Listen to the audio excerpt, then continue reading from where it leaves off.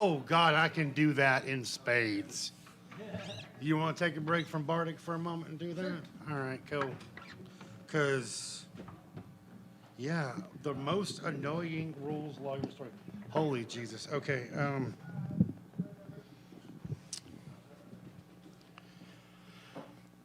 You want to go first on this one, Dave? I mean, I've had a few rules lawyers. I'm generally, for the most part, I shut them down pretty quick. I explain to them that this is a fantasy world of my creation with my rules. So what it says in the book is not necessarily canon. It's not gospel. So learn to deal with it. Usually I get the ones that are like, a monster will do something that they didn't expect, and they're like, well, that's not how that's written in the monster manual. And I'm like, yeah, this one's different.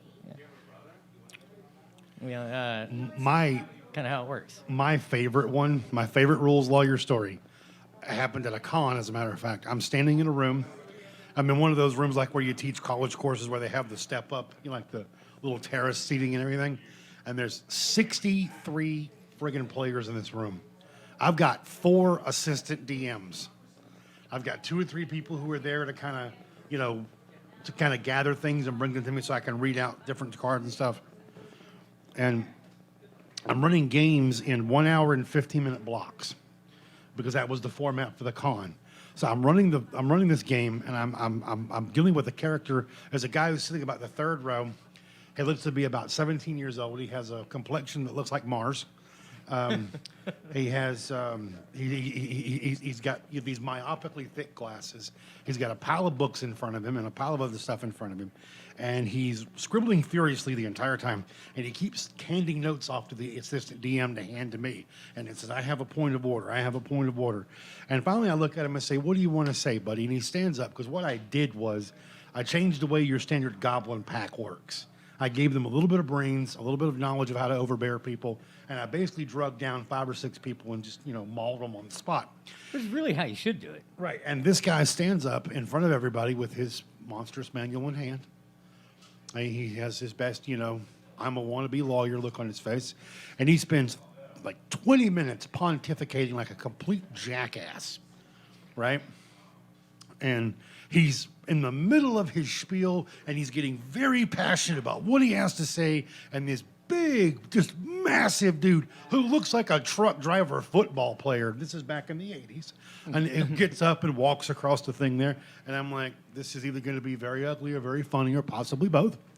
And he walks up and taps a guy on this kid's like 5'7", soaking wet. This other guy's like 6'9" and 400 pounds, and he taps him on the shoulder, and he says, "Sit down and shut up. It ain't your fucking world." Yeah. The guy looks up and looks at me, and I went, "Okay, I'm going to point out the first page of the DMG where it says I make the rules."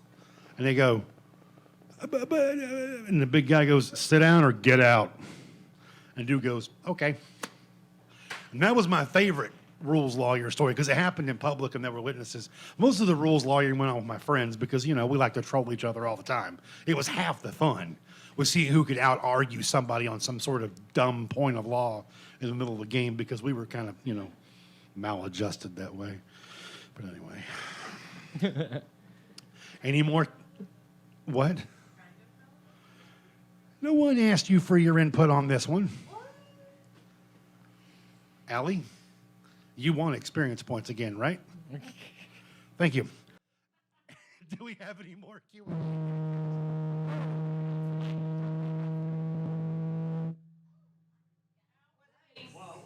Battery died on it. That's the downside to these wireless mics is they scream when they die. I was thinking, oh shit, the gas got loose. It's also the upside. Christ, the Tarrasque is attacking. Run! You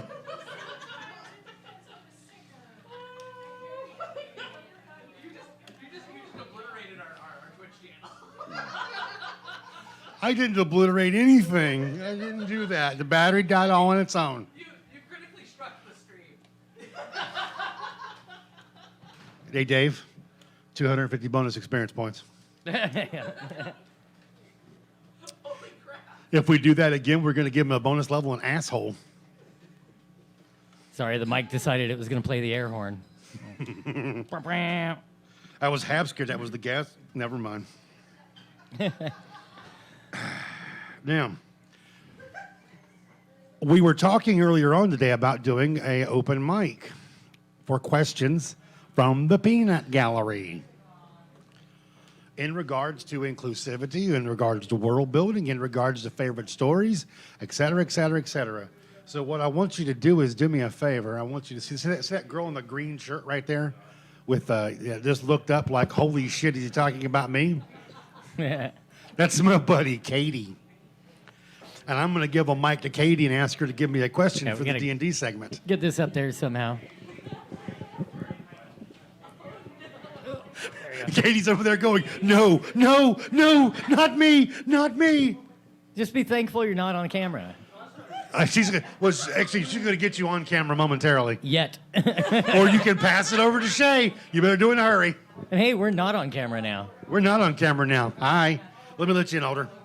Oh no. How did Neither get am roped I, into buddy. this? Neither am I. Okay, Shay. This is your you are our first open mic person to ever appear on camera. How does it feel? Give me a flourish. There you go. All right. Now, you're supposed to ask us a question in regard to what you've heard us talking about on the stream.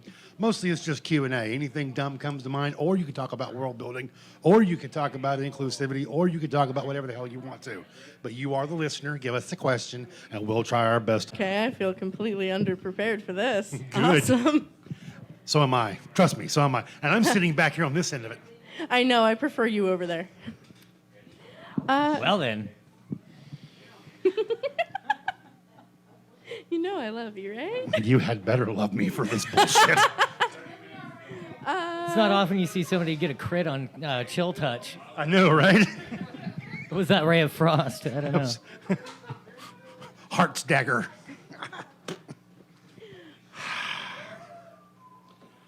Are you? Let's see. All right, this is going to be real stupid because I don't know much of what you're talking about. I mean, I've played games with you, yeah, but Okay. How in the hell do you keep track of all of your world building in general? I've never understood that, dude. Honestly, it's pretty simple stuff to me. When you spend, I've been writing stories and I've been creating fiction since I was like 12. I wrote short stories in elementary school and middle school, and I've been playing RPGs since I was about that age too. You know, you spend weeks and months and years and decades, getting ready to doing your gaming in general. And there's so much information in the beginning as far as that goes, and you just start kind of cataloging it away. So when you start world building, you sort of have an idea where you want to go. I'll say this much. Most people who do world building want to have it a certain way. They have an idea. I want it to have no elves. I want it to have dwarves who are 90 feet tall with green beards and foreheads. Separate drinking fountains for dark elves. Exactly. Yeah. Separate drinking fountains for dark elves. Because we all know what that means. Anyway, bless your heart. Yeah, well, Rude is right. But anyway, so how do I keep track of it? It's. How do you keep track of your cats' names?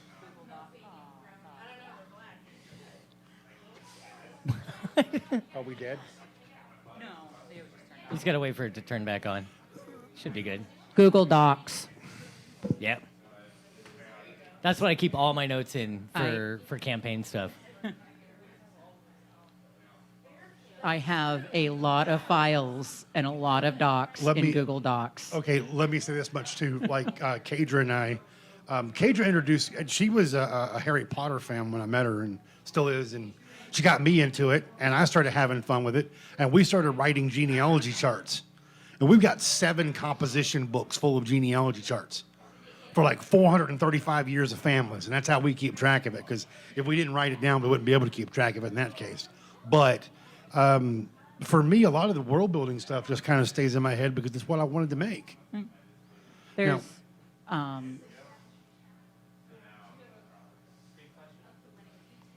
Do we have another question? Oh, awesome. Yay.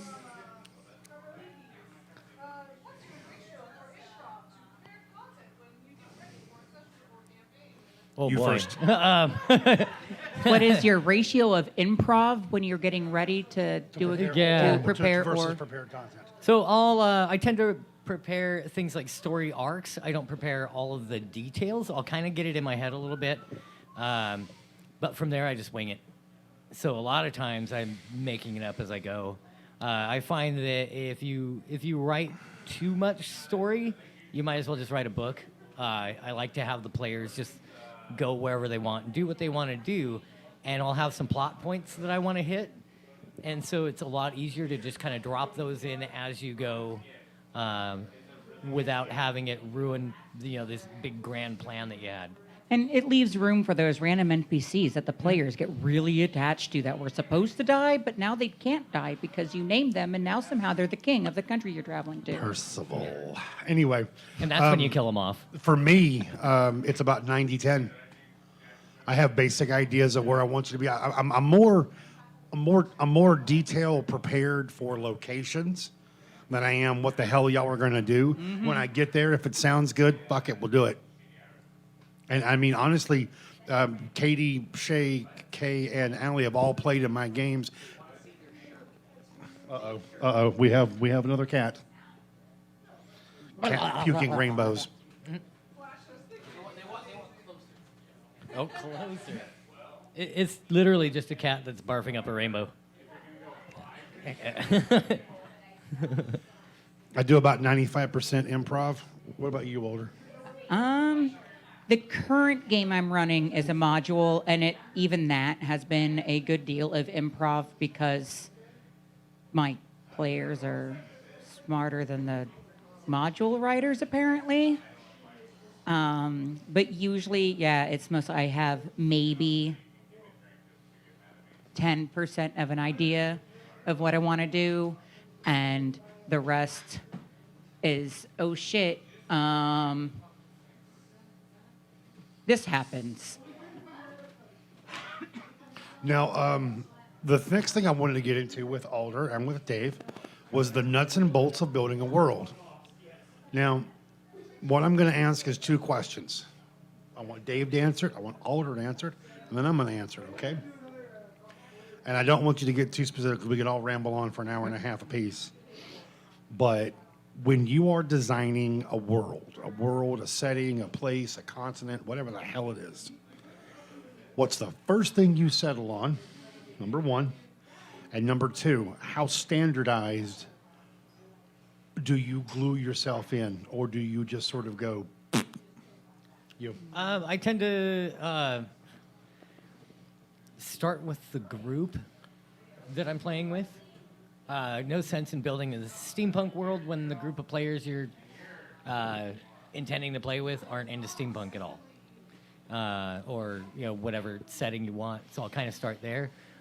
Or if I don't already have a group set up for it, I haven't picked anybody, then I'll kind of come up with an overarching theme for that world. Is this post-apocalyptic, or is just that part of the world post-apocalyptic? Is this high fantasy? Is this low fantasy? Right. And I'll build whatever, whatever I feel like playing, and so that's usually where I start. And then from there, I start going into, building a map for the place, and start drilling down into detail. And how do you get into the idea of whether you get stuck into the standard setting or versus the sort of way out there? I mean, do you sort of just go blah, blah, blah, whatever the hell I want to do, or do you sort of try to keep things into a out of the book monster set? I'll take monsters out of the books and stuff, and then I'll start looking through homebrew stuff, and sometimes just lore and mythology and things like that, and start building stat blocks for new monsters that way, or get inspiration for brand new monsters, that sort of thing, so that it fits. But if there's already pre-made stuff that fits the world that I'm building, then I'll use that. Alder, what's the first thing you think or first thing you deal with when you're world building? There's usually a random thing which inspires it. Like with the most current world I am working on, I was just looking at the Mediterranean diet because I want to be a little less fat. And I was going, Holla. this seems like a very elfish diet. So I'm going to, and then suddenly I have the prismatic region built. And then I started assigning histories and culture. And then I go, what if it had rings? And that was a dive into insanity because you get really stuck on ridiculous minutia. Okay. Now, how much do you stick to the standard blocks, like with the monsters or the races or the The weather? monsters are very secondary to me. The races, I take the core things and then I throw that out the window.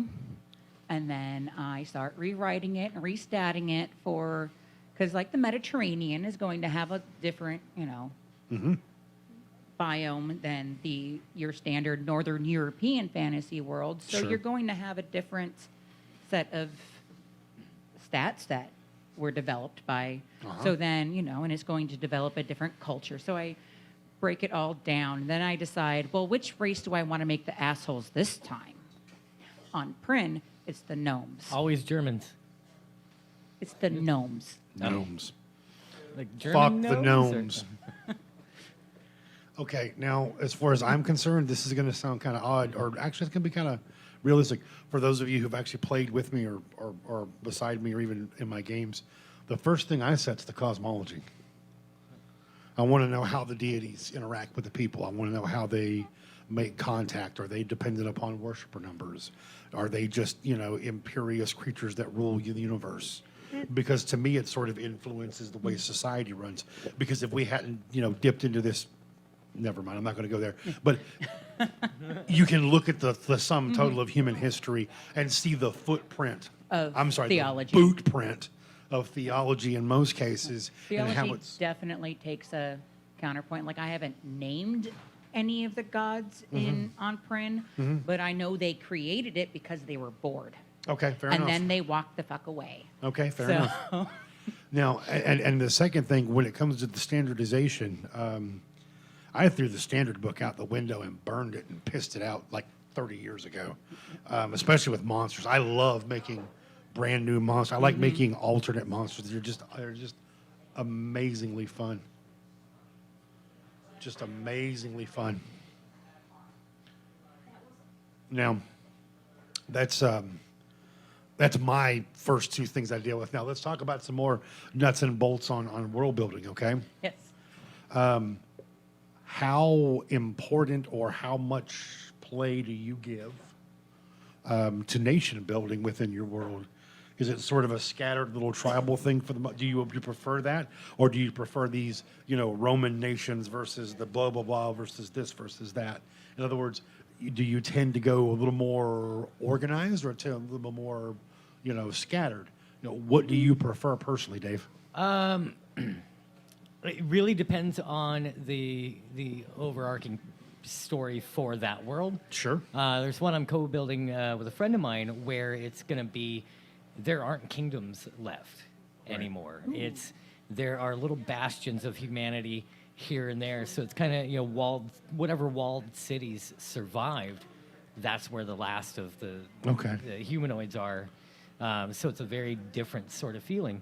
And then there's also small tribes here and there out in the more unsafe areas. Right. What do we have from Alder on your organized, disorganized nations building? Are they united by people? Are they united by type? Are they united by hair color? What? I tend to be a very hyper-organized person, or else I get overwhelmed. But I usually do go by the humanoid races and then develop, because they evolved in this area, and then they'll have different cultures within different regions of the world. And then So pretty standard anthropology in yeah, that sense. like Okay. I start to looking at it or try to look at it more on a scientific. Well, how did they come to be? Especially since the gods of this one world have kind of just pissed off. Yeah, they're like, okay, here you go. Now I'm going to go over here. So, Okay. like, the northern elves are a lot different than the elves here, which are very different from the, the more southern elves. And the humans are kind of all over the board because that's what humans do. They just kind of are very prolific and adaptive. So you find them everywhere. My most famous or recent, I guess, world I built, which is the world where Darth exists. For all of you who have been to Darth, the main continent where Darth is at is divided by race and by type of civilization. Everybody north of a certain river is more of a Roman-style Lavadarian. Very legalistic, very organized legions and kind of shit, and everybody south of the river tends to be more of a druidic witchcraft, Scottish Celtic-based society. I- And So then you like the have little- opposite of yeah. Europe. And then, and then you have little dots of elves and It's- dwarves on the continent. I mean, for as creative as I am and as good as ideas I am, I'm very uncreative. And I'm literally just looking at the Mediterranean and loosely translating it into the region. So, like, the elven tribes, they are the northern coast of Africa, kind of cultures all mashed up and horribly, translated with white vision. But With white vision.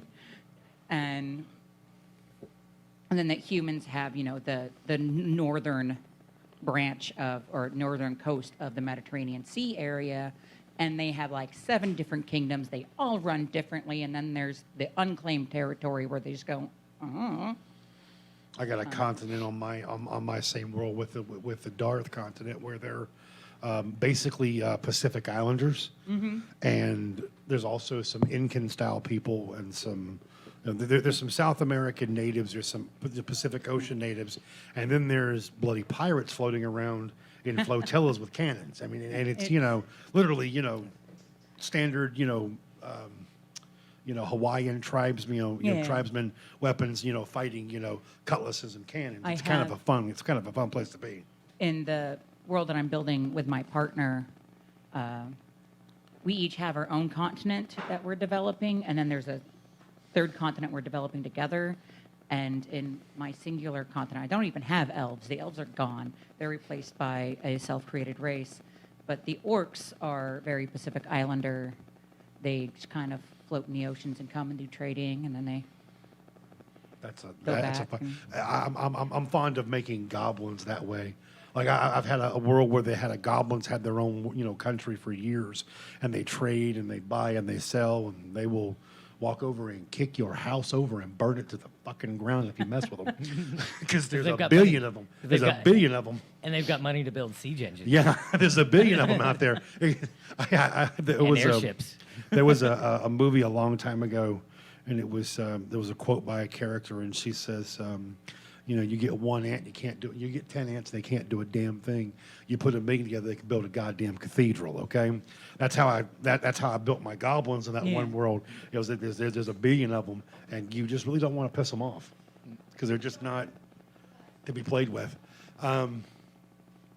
So, more world building questions.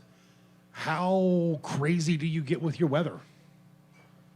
I usually tailor it to the story and where it fits in the story. Otherwise, it all depends on where they're at. If you're out in the desert, it's going to be sunny as hell all the time. And there's sandstorms and stuff, things like that. I'll play around with the weather a little bit, but I try not to have it detract from story. So I'll throw that. Same with like survival stuff in a game where, I usually don't worry about rations and water and food and whatnot Right. until it becomes important. See, I've got And then it's really important. See, I remember I played a game one time with a guy, and he blew my mind out of the back of my head within 5 minutes because we started out in a desert. However, it was 68 degrees. It was neither sunny nor dark. It was neither windy nor dead. And there wasn't a speck of anything any fucking where for like 35 miles, except, remains. and you had to scavenge the dead and piles of trash to work your way out of this hellhole, so to say. And it was the oddest desert I'd ever been in my entire life as a gamer, and I thought, that's kind of cool. So the first So like it was 7 the Gray Wastes. yeah. So this, well, this is again 25 years ago because I'm an old fart. But like I said, for 7 gaming sessions, all we worried about was how are we going to scrap together a pint of water and something we could eat besides sawing off someone's thumb.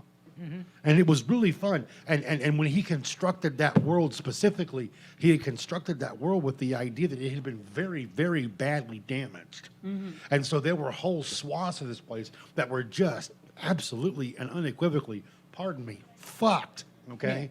I mean, it was just, there were rivers that would flow by that were putrescent green.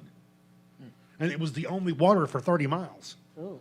And I mean, but it was things like that when I started building my first world, I thought, ooh, I've got to get some of that. Oh, I want some of that. I want some of this.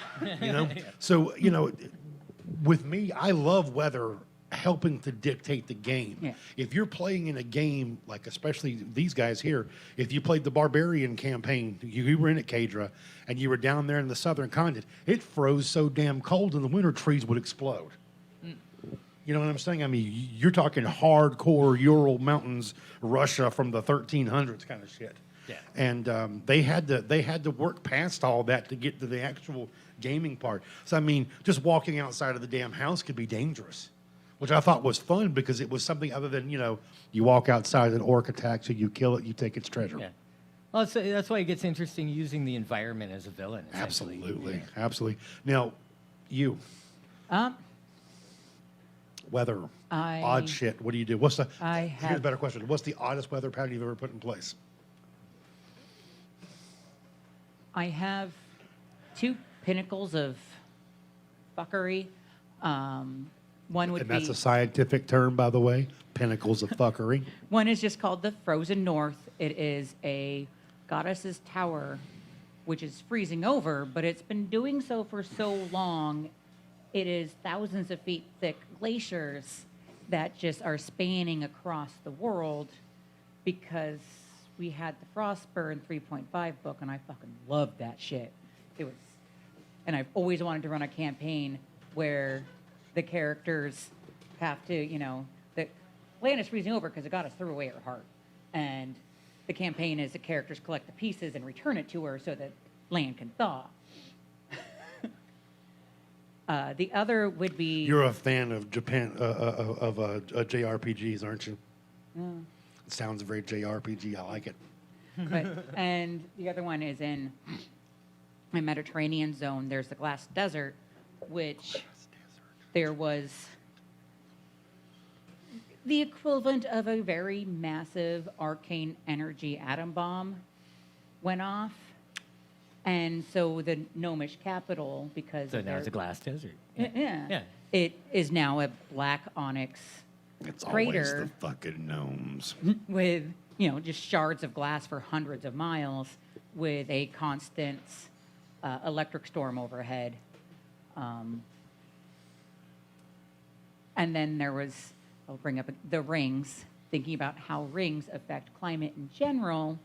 And that I had to finally just go, okay, I can't get too scientific into this because it's going to start robbing me of my own fun and building this world, especially.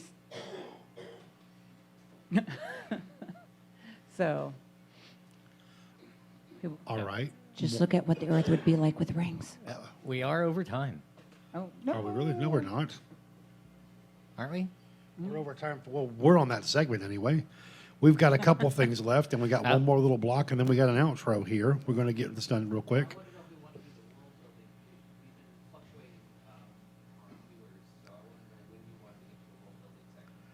I'd like to do it now if we want to do it, because we can skip the other two. Because Yeah. what we were going to do was we were going to do something about the ending. I'll have you touch on that at the end of the show, okay? On which part? About foreshadowing for next week. Oh, yeah. Oh. A right. lot of what we were doing right here was talking about world building. Yeah, Oh, yeah, for sure. So here's a question, or here's a thought. My thought was to either sit down with us and try to brainstorm putting a world together real quick. whether it's an idea that we can continue on as part of an ongoing segment for the show, if it sounds cool. If anybody out there is listening, watching out there, and sitting out there staring at their phones or whatever, they want to have some input here, please do, because I would love to hear something odd, a different idea or something. And we could try to put together the idea of how you get started putting together a world you're going to build. And so I'm going to start out with the easy part. And this is actually the easiest part in my mind. How big is the world? Is it Jupiter? Is it Earth? Is it Mars? Is it Pluto? How big is the damn thing? Venus. Venus? Okay. So okay. almost Earth. So almost Earth. So And not it quite. has no moon. No moon. So that's nice. How are we going to do tides? Are there any tides? Oh, there wouldn't be, Right. but with no moons, you wouldn't have a stable axial tilt. So your weather is going to be like, oh, this summer there's glaciers apparently. Fucking ow. You are hardcore. It would get Alder. real nasty real fast. What if it is, Venus, and you just have, everybody lives on giant gas bags? Hey. You Yeah, know how about what's- like actual Venus? Yeah, let's do that. Okay, we'll do actual Venus then. So Screw it. everybody lives on floating platforms up in the upper atmosphere. Okay. How hot is the atmosphere in Venus? Oh, and it would, Depending on how high in the atmosphere, it's like 90 degrees. Do what? the night's going to be dark AF. Oh, yeah. And if there's no moon, Yep. Yep. No reflected light. So it is pitch So black. this is so what I hear is a space vampire paradise. Kinda. Could do parasitic races. Okay, fair enough. Fair Well, and enough. Venus has a really long day, don't they? Yeah, but they have a very long night too, don't they? Yeah. But if they live in gas pods, they don't have to actually be exposed to the light. Right. That's true. That's No, very but true. are they native to this planet or have they moved to it? That's a good Oh, I question. think everybody would have had to move there because the surface of the planet is hot enough to melt lead. So.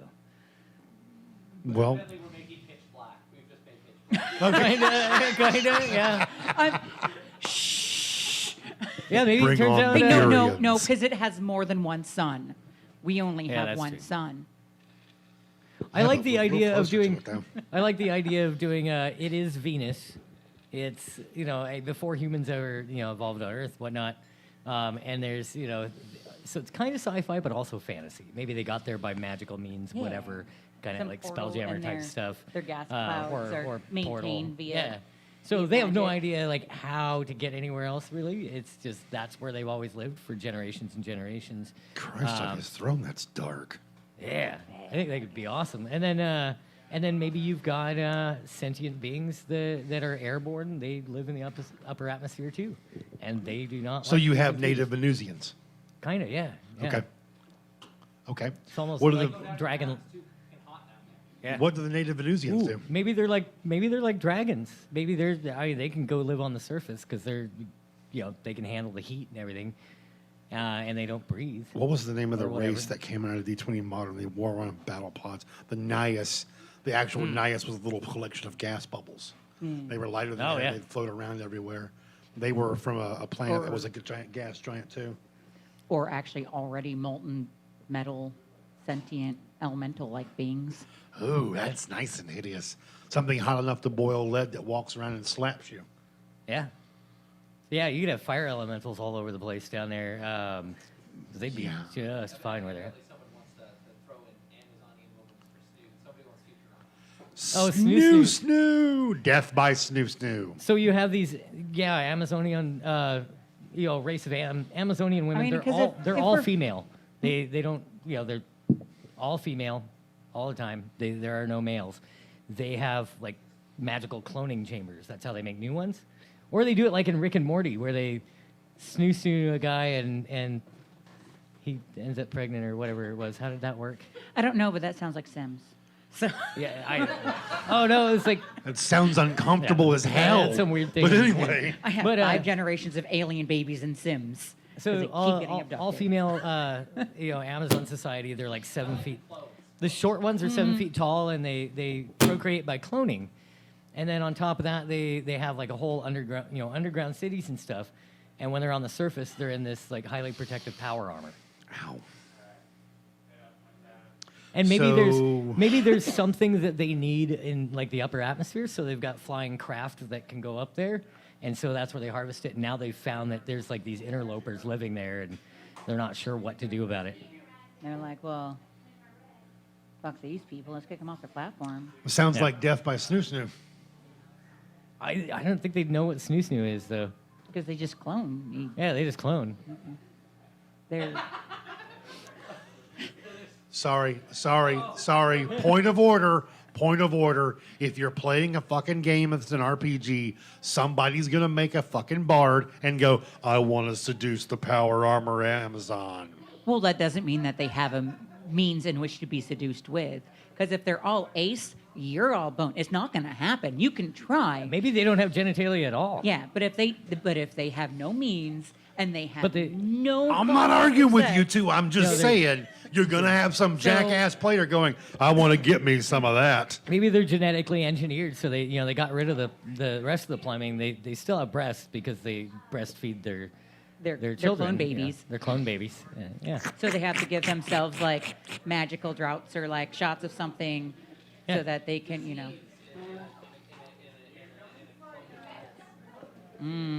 Yep.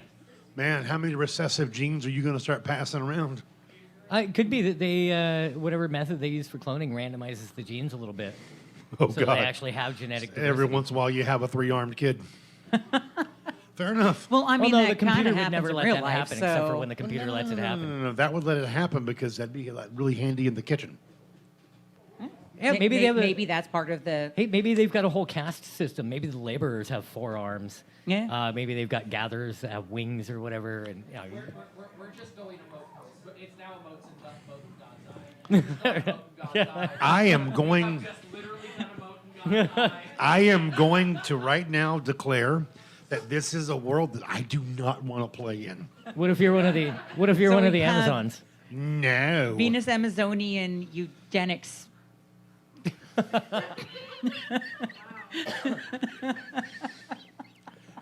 No. I mean, it sounds pretty good to me, but Bad llama. You people, man, y'all are. Oh no! You know what? For anybody watching, I have no idea what the fuck is wrong with these two people. See, I apologize in advance. And this is what happens when you put me and Alder in a room together and we have to create a world right now. and We're gonna go like, bonkers with it. we're- There needs to be pterodactyls. Well, of course, yeah. I mean, and the pterodactyls also have power armor. Yeah, well, yes. Because what do you think the They're not gonna flap their wings. That's lazy as fuck. Just put jets on them. what do Rocket you engines. think the eugenic Pterodactyls with jetpacks. right? Amazonians ride? See, now he's on board. They ride the pterodactyls that are made out of magma. Right? What? The pterodactyls that are made out of magma. Oh, that kind of right. Sorry. I mean,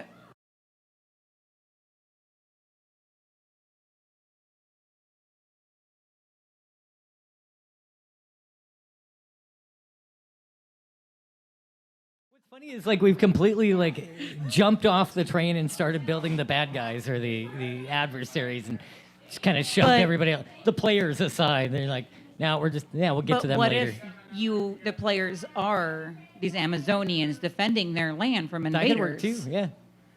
Yeah, you could go either way with it pretty easily. Yeah, like you can be, we're just trying to live and survive, or you can be like, Yep. these fuckers are on my land. Yep. Yeah, And you get to could ride a go pterodactyl. Either which way with it. Yeah, and then you can ride pterodactyls, which would be awesome. So we got pterodactyl riding and power armor and Amazonians. And like With no genitalia. With no genitalia, but they're ladies. Hold on. Yeah. Are they ladies or are they ladies? They're ladies. Pinkies up. Yeah. okay. They will kick your ass in heels and blush on their pterodactyl. We enunciate right In their power armor with rockets. with rockets. Oh my god. Dave, I don't know what to do here. Alder, this is your fault. Thank you. Yes. I don't know. It might wash. Well, it kind of probably evaporates. Probably burn off. Yeah, well, then there's just like this sub race that lives in the cloud that everybody They're, Yeah, those would be the player characters, and they're screwed. So, they have to figure out how to get off of this world. yeah. Or make friends with the Amazons Yes. Yeah, I'm done with that. while they're competing for the same resource. Yeah. I'm just going to go, nope. By the way, we're at the end of our Oh, rope yeah. Yeah. let's do one more shill, and then I'm actually going to ask Dave if you don't mind taking us out of the door with something singing and guitaring. I could probably do that. I have no Okay, idea what I'm so gonna do, here we but- go again. We're going to shill for the Tavern, the YouTube, and the Twitch. Go to Twitch. If you're watching, hit the damn follow button because you're tired of hearing me talk about hitting the damn follow button. Hit the follow button. Anyway, it does help the channel. It helps the Tavern. It helps the viewership. And then go over to YouTube. There are a squillion videos over there. There's also some really cool conversations that happen after hours that are broken up in nice bites that sound really good. And there's also some of the show that we do here broken up in pieces as well. Please hit the subscribe button, hit the little button to receive the notifications, and give us a thumbs up on the videos. It helps us a lot. We do appreciate you being here. And once again, I'd like to give everybody, do me a favor, and give our guest Alder a hand for being here. And oh yes, by the way, we have two things to talk about here. Number one, next week we've done the Who's Who in Hell. Next week we're going to do Oh yeah. My Heavens. We're gonna figure out where all the good dogs go. Yeah, do all the dogs go to heaven or what? You know, do some of them go to heck? Who knows? And secondly, on June 15th, we have free RPG day here at AFK Tavern. We're going to be running games, one shots. I'm going to be running a game. Production Mistress is going to be running a hardcore sci-fi game, which is always interesting because I've ripped one of my best ideas off of her. It's a lot of fun. Are you running Future Perfect? Future Perfect. Nice. Dave, what are you running? Perfect. I'm gonna do some D&D and possibly later in the evening, Vampire the Masquerade one shot. Yeah, Yep. they're all open games. You come in at any time. Yep. Yeah, zero money, zero anything. Just come by and hang out with us. I think, if I'm not mistaken, Production Mistress, they're going to have a camera over there while I wave my arms and yell. Yeah, we're probably gonna have a stream going. Okay, we will have a stream going too, and we're going to be having a lot of fun. Come by for free RPG day. Go to YouTube, hit the like and subscribe, and Dave, do us a favor and play something. Cut my mic off, please.